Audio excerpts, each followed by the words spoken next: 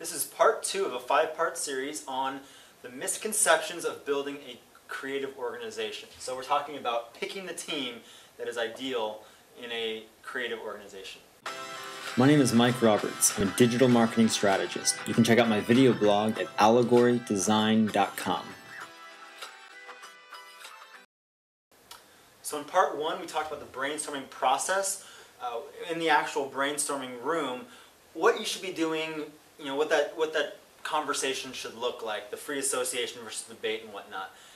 In the same article that I mentioned last time about groupthink, the brainstorming myth, Jonah Lehrer wrote that, and he also goes on to talk about kind of emphasizing the script, or rather the team that you build is more important than the script or the process that you follow in the brainstorming process. So to quote him exactly, he says in his article, which I highly recommend if you are interested in reading about brainstorming more, he says that he goes as far as to make the case that the script that we follow in a group interaction is not as nearly as important as people make it out to be. So, quote, rather, if the composition of the group is right, enough people with the different perspectives running into one another in unpredictable ways, the group dynamic will take care of itself.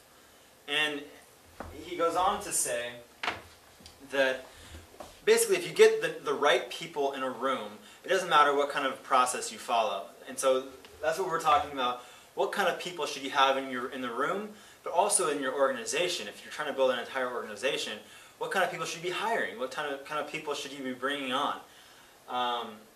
So it turns out that diversity is one of the most important things, and surprisingly, conformists are really important. HBR did a lot of research about this subject as well, and some of their staff found out that the ideal organization structure or brainstorming group structure, you'll need about 20 to 30% conformists. Now the reason for that is that those conformists are going to be supporting the creatives. So a lot of times the creatives are going off in a lot of different directions, and sometimes if left alone, they may stray too far away from business constraints or real understanding of the resources at hand or the objectives, things like that.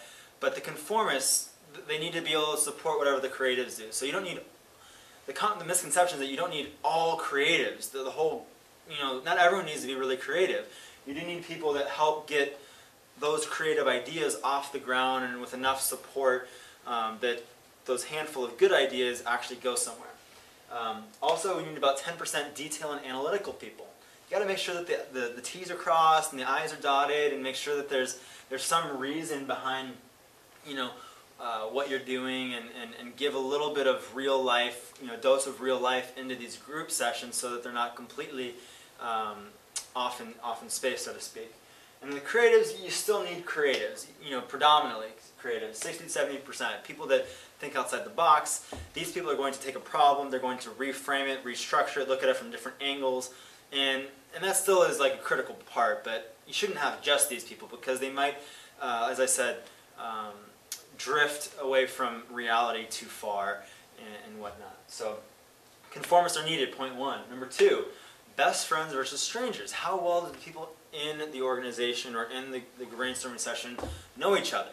So this is important. Brian Uzi, a Northwestern sociologist, did some research, and he's really dedicated his career to finding out what team dynamic works the best, and he's done a ton of research over decades about this stuff. And he found that the ideal makeup is to have as much diversity as possible, as many ideas coming into a single place as possible.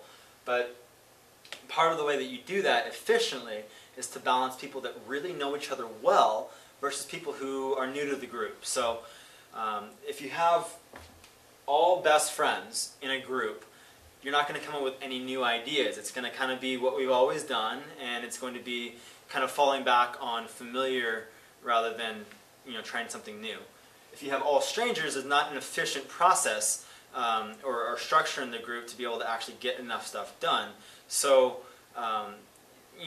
finding the balance between the structure of the best friends and the people that really know each other rather, And having new people into the organization, all the time, or into the group all the time, it just kind of brings something fresh and kind of sparks some new ideas is important. Number 3, diversity is the secret sauce. And this is probably one of the biggest outcomes I've found from having done all of this research, is diversity is key. Stanford has a design school, the Stanford Institute of Design, or the D School for short. It's one of the parts of their campus that it really it brings graduate students from every aspect of the campus together into one place to solve problems that don't have solutions. And so whether you're coming from engineering or from education or from business, they bring all of these different people with wildly different backgrounds, wildly different niches and experiences and perspectives on the world. And they try to attack and solve problems that, basically stuff that hasn't been solved, that maybe like the traffic congestion in San Francisco, or something that's very complicated.